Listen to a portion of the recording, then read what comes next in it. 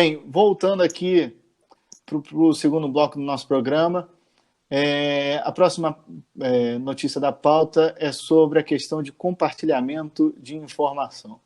O nosso ministro Dias Toffoli, então presidente do STF, parênteses, tem vários processos de impeachment, acabou de negar ou permitir, né? Não, calma aí. Ele suspendeu, né, as apurações com base em dados sem autorização judicial. O julgamento no STF deverá definir limites para o compartilhamento de informações sigilosas. Sigilosas, entendas, do Conselho de Controle de Atividades Financeiras, a Receita Federal e o Banco Central. O que foi noticiado e muito polemizado na mídia foi que essa suspensão foi logo após o pedido do nosso querido filho do presidente Bolsonaro, Flávio Bolsonaro, representante aqui do Rio de Janeiro, que está respondendo por ter supostamente cobrado uma... Não é propina, né? Como é que eu posso chamar? Uma mesada dos seus assessores. Um repasse.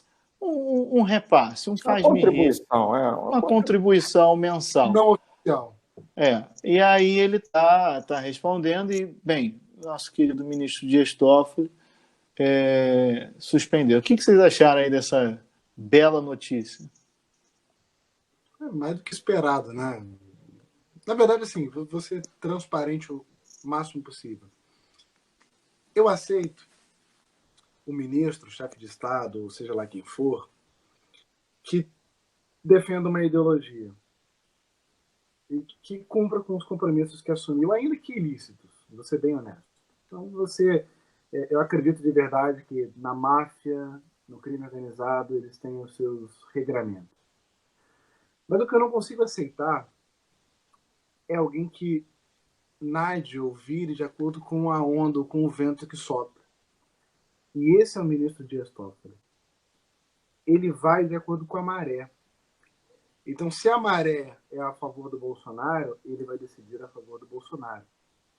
E teve até escutas bem esquisitas, ainda a serem checadas no que tange a veracidade, do Dallagnol falando para o Moro dar decisões favoráveis ao Bolsonaro, porque isso, em tese, daria uma proteção para ele, etc., e ele seria mais facilmente elevado à posição de ministro da Suprema Corte.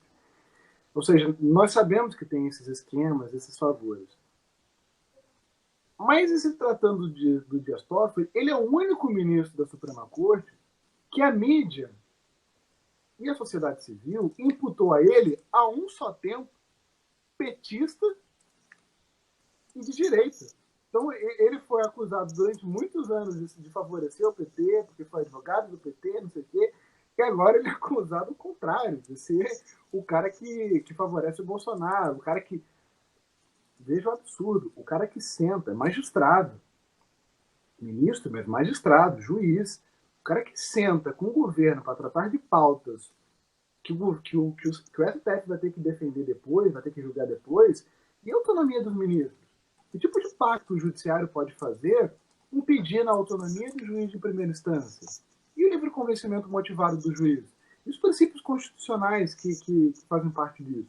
Então, assim, é um caos tão grande a presença do Dias Toffoli como presidente da Suprema Corte, que beirou o absurdo do cara ser acusado dos dois lados. E, para além disso, o que ressalta nesse caso que o Alan contou, é que o ministro esquece que importantes investigações vêm sendo feitas contra a lavagem de dinheiro. Que o caso do Queiroz é um pequeno caso dentre o narcotraficante, um pequeno caso dentre o cara que está lavando dinheiro com produto do crime, com roubo, etc. E essas investigações como ficam?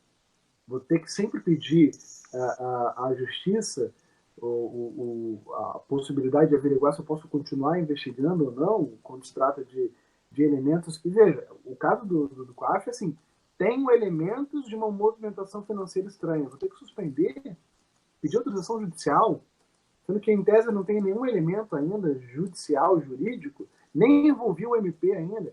Assim, me causa estranheza que o ministro se coloque num vespeiro tão grande sem nenhum interesse subjacente.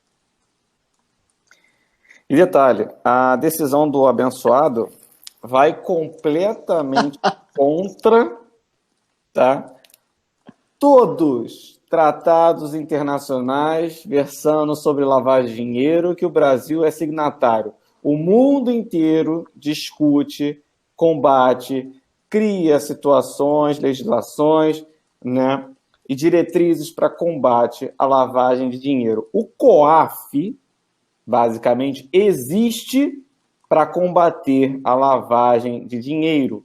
E o camarada, numa canetada, ele me pega e simplesmente entende que para ter o requisito de informação, né, do COAF, tem que ter um processo judicial, um requisito judicial. Ele paralisa todas as investigações envolvendo suspeitas de lavagem de dinheiro, como o Rafael falou, desde o narcotraficante até possíveis ligações do tráfico do Rio de Janeiro com o Hezbollah, que eu vi a notícia hoje, né, que existe, no caso, essa suspeita com relação aos traficantes de drogas do Rio e o pessoal do Líbano.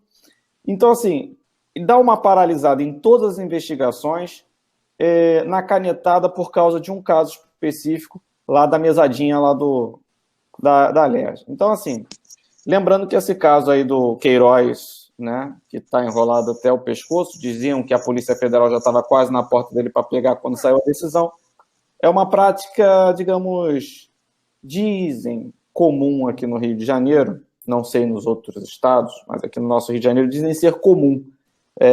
Se apegaram bastante a essa questão do Queiroz, acho que podia até aproveitar o embalo e pegar o resto da galera também, né? Mais uma vez, o COAF está aí para dar transparência, para seguir o dinheiro. A premissa básica do combate à corrupção é seguir o dinheiro. A partir do momento que o magistrado corta as pernas do MP ou da polícia na investigação de seguir o dinheiro, acaba qualquer investigação. Isso aqui se torna um paraíso fiscal dos mais sórdidos do planeta, com base numa canetada de um abençoado do STF.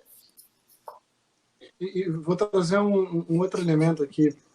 A forma como os italianos, por exemplo, com todas as mazelas que a Itália tem, cuidam ou tratam da criminalidade, chegou a um nível, você vê, de rigor, de punição. O filho do mafioso automaticamente pode perder a guarda, porque na máfia a gente sabe que a família, que o elemento hereditário é mais importante.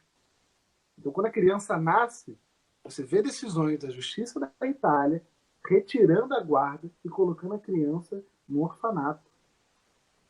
Você vê o nível de combate à criminalidade. Não estou dizendo que a gente tem que adotar semelhantes paralelos aqui. Eu estou trazendo um comparativo para ver como, se a gente quer tratar da corrupção como o brasileiro diz que quer tratar, elementos assim seriam impensáveis, exceto quando praticados pelo governo que nós apoiamos. Então você vê a direita silenciada com decisões desse nível, você vê a direita silenciada com pautas no mínimo suspeitas, seja do Moro, seja do Dallagnol, seja do Dias Toffoli agora, seja dos ministros da educação, da economia, etc., porque no final era o governo que eles apoiaram. Mas se isso fosse praticado pelo governo do PT, e veja, novamente, ouvinte, não somos do PT, não somos da esquerda, não somos de ideologia nenhuma brasileira, mas se isso fosse praticado pelo PT, já teríamos muitos indivíduos de verde e amarelo protestando nas ruas.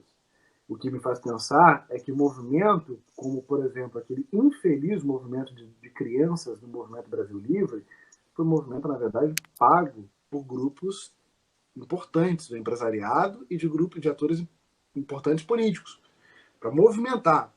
E, novamente, a gente precisava de um fantasma no Brasil. O fantasma no Brasil para movimentar toda essa classe brasileira foi pauta bomba do Congresso, recessão, e aí você tem o caos com a corrupção. Tudo isso movimenta. Só que agora a gente está vivendo o mesmo cenário. E isso é importante frisar. Nós estamos beirando a recessão. A inflação de julho foi 0,09. Isso beira a recessão. Empresas fechando, os setores principais da economia reduzindo os investimentos, não tem nenhuma previsibilidade de investimento estrangeiro. O governo não andou com a reforma da Previdência, não estabeleceu mecanismos para acelerar a economia. Agora vem essa redução da FGTS. A corrupção continua a mesma. Veja o estado do Rio de Janeiro. O que aconteceu no autódromo foi um absurdo. Mas isso não movimentou nem a direita, nem a esquerda. E nós vivemos os mesmos problemas sociais que nós estávamos vivendo anteriormente. Deixa eu, antes de fechar o bloco, na verdade não vou comentar a notícia, mas vou trazer só um dado aqui em relação à questão da participação da sociedade nessas coisas. O Bolsonaro esvaziou o Conselho Nacional de Políticas sobre Drogas. OAB perdeu vaga. OAB perdeu vaga no Conselho Nacional de Políticas sobre Drogas. Falamos disso semana passada. E sabe o que eu mais vejo? É a OAB preocupada com a PEC, que vai tirar o concurso, que vai tirar o dinheiro. E a participação efetiva? E a participação, como o Rafael falou, tem lado? Tem preocupação, sei lá ou cá? Enfim, vou deixar esse pensamento aqui. Vamos lá para o próximo bloco, porque senão a gente não acaba os blocos e depois eu tomo um puxão de orelha. Pessoal, até já, até o terceiro bloco.